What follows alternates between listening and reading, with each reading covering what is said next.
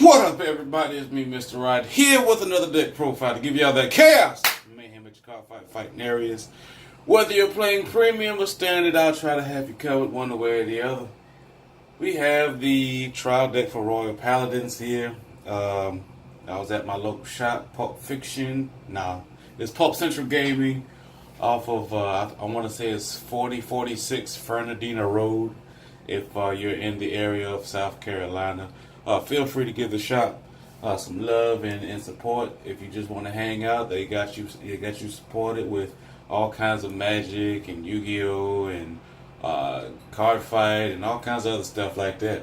So they're not paying me to do that, to say that, or anything like that. Just feel that everybody, needs a little, hey, if you're watching, go check those guys out.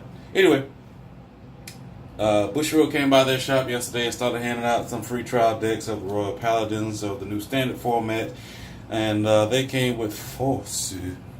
To my understanding, you can have as many Force cards as long as you have the 3s to ride or whatever the cost is to get them. With the starter, Glime, or I don't know how you want to say it. It doesn't have the Forerunner ability, where you ride and call it to the rear circle. But you do get a free card, so that's always great when you ride that card. There's no need to run multiples of unless you feel greedy that way. I mean, ride over it, draw, but you'll still be on a 6, which isn't bad. A lot of this deck is as is. There's no alternations to it. So with that, we have 4 of the Flogel Crit Trigger and 4 of the Bringer of Good Luck Epona. Again, 8 crit, 4 draw with Margle.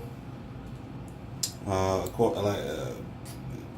sure that they'll be getting effect or have given effects later. And then we have 4 Yggdrasil Maiden Elaine heal triggers. Now you'll notice that we have 15 for this crit trigger, 15 for this crit trigger, 5 for that, and 20 for the heal trigger for the defenses. And the powers that are given are 5, but now they're 10. So you'll be hitting massive numbers just within the first few rounds of the game. So I also like that you can guard with any if you're on a 1, you can guard with 2s and so forth. With the 2 we have 2 Wingull or Wingle, whatever you want to say. Boosted a Vanguard, it gets an extra 5, so 7k body, 12k booster, always great, always great. We got the generic PG Strong Knight Ronoria, so she can PG anything. So the defense for Wingull is 1,000 PG. 10,000. And then we got Radical Knight what's that? Anil, 10,000 shield and 7k body, 10k swinger when it's swinging at Vanguard. So it's always great to have an offense, and of course you got your 8k vanilla Night Squire Allen. So for the 2s, we got a 3 of. I would probably maybe go at a 4 of this guy here, because all of this deck's bodies are 10k. This guy, in particular, has a 5k defense, but when he is boosted and attacking Vanguard, Count Blast 1, a 10k boost to his attack. I mean, what? If he's with the 8k booster behind him when he's on the rear, swinging for 28 with his effect to Vanguard, that's a heal trigger and 1 other trigger for 1 to pass. One heal trigger and a draw trigger for 1 to pass. No, 2 to pass. Excuse me, I lied.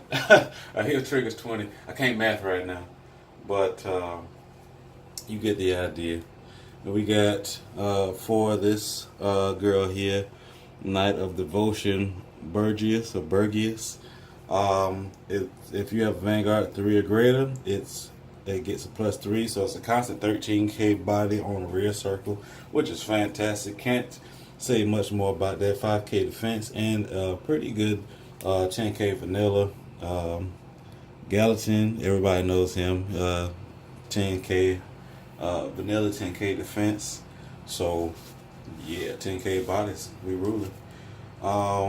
The first grade 3 to ride, just so you can start getting force, is Aggregate Knight Furno. Furno, her ability is just to ride on a van and you get a force. And with the force, you can put it on Vanguard or Rear Guard, wherever you choose to, and it stays there the entire game. So some people, if you haven't watched my match, I'll leave a link to it in the description. Preston, he was putting all the power on Vanguard circle, which I find it can be pressurizing, but because you're only getting 2 drive checks and if you're smart about guarding, you can start PGing the Vanguard, and that leaves no pressure for the side columns. But I see his logic in it, and some people might share his idea. I prefer to put it on rear circles at first, because if I got her, then I'll have wing gall in the back. I'll be swinging for 25, so that's at least a 15 and something else for at least a 2 to pass. So, but then you got the main grade 3 and the trial deck here. It's Star Drive Dragon. Again, another 13K body. When you have 3 or more rear guards, it gets a +3 when it attacks.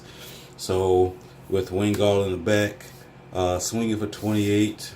So that's again another heal trigger out of hand for them to make it 1 to pass.